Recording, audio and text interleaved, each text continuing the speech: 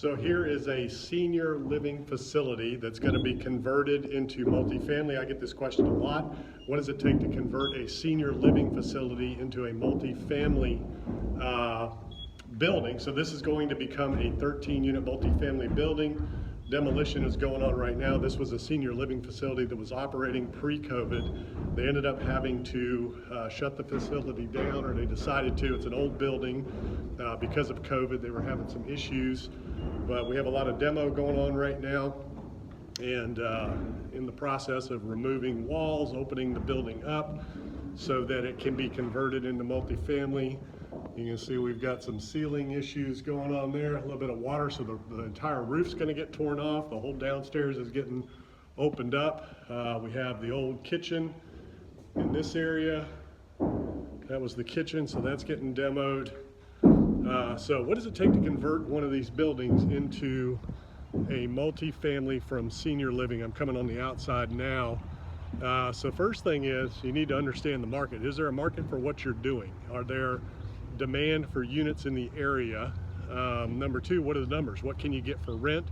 Number three, what's it going to take to renovate the building? As you can see behind me there's the building. We'll take a walk down the street here and kind of get an idea. What kind of income can you bring in? What are your expenses going to be? And how much is it going to cost you? So that's the big thing. In this building here, it's getting gutted completely on the inside, all the way down to the studs. The entire roof is going to get torn off of it. There's some additions on the backside that are going to get demoed. So I'll be doing some case studies on this, but this was one of those deals.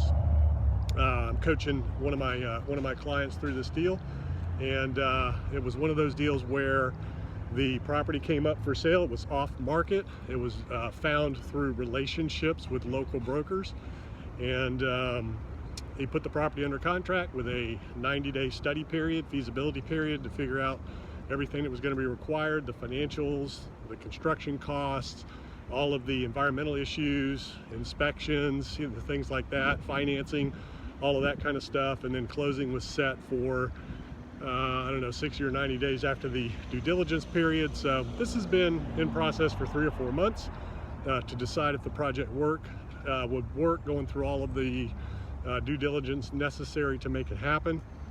So this is going to be a great case study, taking a senior living facility, converting into 13 multifamily units. Basically, I think it was a $1.1 million purchase price, have about $1 million renovation cost, going to be in it for 2.2.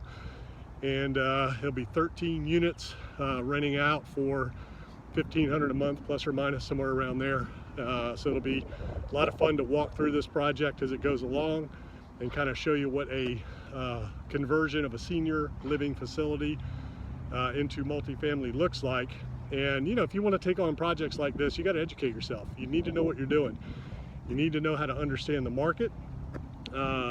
What it takes to convert the buildings, all the utilities, inspections, environmental issues and concerns, financing, how to get the bank financing lined up, how to raise the capital if you need that from investors. So there's a lot of things that go into deals like this, even little deals like that are a couple $1 million. But that's a good starter project if you want to launch a career as a developer, an investor. These types of projects are great little projects. There's a lot of senior living facilities available out there. There's hotels that are available for conversions, and there's office buildings available for conversions. So I'm going to be doing some conversion case studies on different types of properties that are being converted to multifamily. Great way to get into the development business. It's easy because the structure is already there. So from a zoning standpoint, this was a by right zoning, so it didn't have to go through any kind of rezoning or approvals. It was just basically building permits. You know, had to submit a site plan, things like that. But if you want to take on these types of projects, you got to know what you're doing, know all the steps, know how to get through the process, and get the deals closed. So stay tuned, and I'll see you in the next video.